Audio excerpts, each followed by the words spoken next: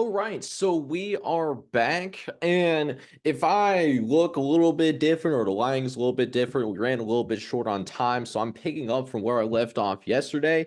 Let's go ahead and take a little bit of a break from the bowl previews. Let's talk about the one game that happened over the course of this past weekend. It's this Army Navy game. And the Army and Navy game is one of the few games out there that really represents the epitome of college football even in this era of realignment, even in this era of NIL, an expanded playoff also on the horizon as well. This is one of the few games that still seems like it will always constantly matter. And next year, this is going to be a conference game as well. Army is going to join the American Conference starting next season, too. Now, why I say that this is one of the few games that will always have importance, that this will always have relevance, regardless of era of college football, is because of one thing and one thing only. It is one of three games out there that happen over the course of the season where everyone that's playing on that football field is willing to die for everyone that watches that game. I'm going to let that sit in for a quick second.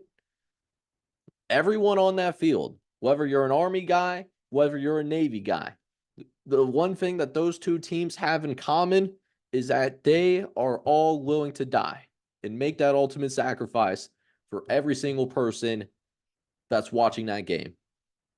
Isn't that a chilling moment? Isn't that something to really think about?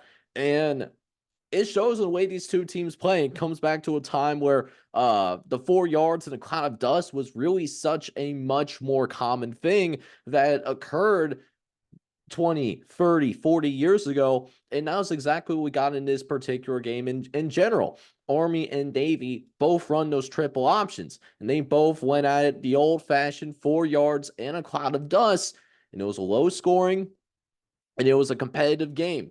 What we saw was, so we thought Army was going to have this game in the bag. Army was able to get a fumble recovery late in the game, and they're able to bring it back to the end zone for a 44-yard fumble return. At that point, it was 17-3. There was less than 5 minutes left in the game, and the thing about triple options is that they are not built to come back from behind, especially in a quick period of time. So, that being said, Navy does make it very interesting in terms of what happens in the last 5 minutes of this game. First and foremost, Navy was able to drive down the field primarily by passing the ball. They get a touchdown with less than 3 minutes left in this game. So they also tried to go for the 2-point conversion. The 2-point conversion is not successful. So it's 17-9. Then what we saw after that, Army still had the ball, right? Army, all they had to do was go out and try to run down the rest of his clock. And Army gets held to a 3 and out. So, less than 2 minutes left in the game. Navy's going to have the ball on the 27-yard line. And again, Army runs this prevent defense, which I understand not allowing that quick score when you're up by 2 possessions, but now they're only up by 1 possession. And they haven't changed the passing defense philosophy. So Navy is able to drive all the way down to the 2-yard line. It comes down to one last play to determine whether Army's going to win, or are we looking at a potential overtime opportunity. And with a tush push deciding it, the Army defense stands tall. They make a stand on the goal line for one of the last meaningful plays of the game. Navy will go on. They'll get a safety on the very last play of the game.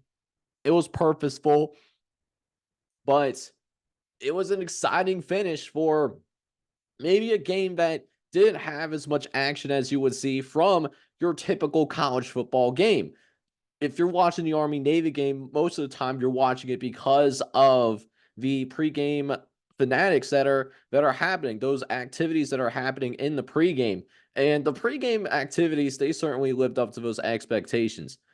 Army does, and they will get their sixth win of the season. Army will win 17-11. They're not going to a bowl game, though. The reason why they're not going to a bowl game, they did not have those 6 wins before the conference championship weekend.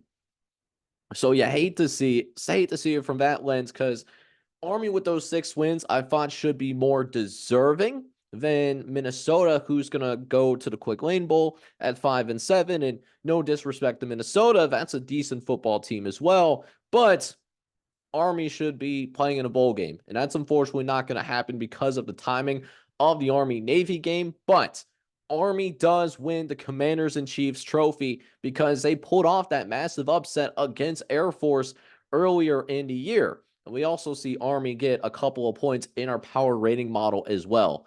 The final line was Army -2.5. Army does cover, and the Army does ultimately win outright as well, which is what the model ultimately had. Good win for Army, a gutsy win for the Black Knights, and they're going to finish the season 6-6. While Navy will fall just short. They will not be able to win the Commanders-in-Chiefs trophy, actually going 0-2 in that series between them, Army, and Air Force. And ultimately, Navy will finish 5-7. But we'll keep an eye on this Navy team. They brought in a new head coach, trying to bring in a new offensive philosophy, trying to add some wrinkles to that triple option. And while we saw flashes of it over the course of the season, at the same time, we'll see what they can do with a full offseason to work on this. They will be an interesting team to watch in the American going into 2024. But for now, they will finish 5-7, and they will also not get the opportunity to experience a bowl game either.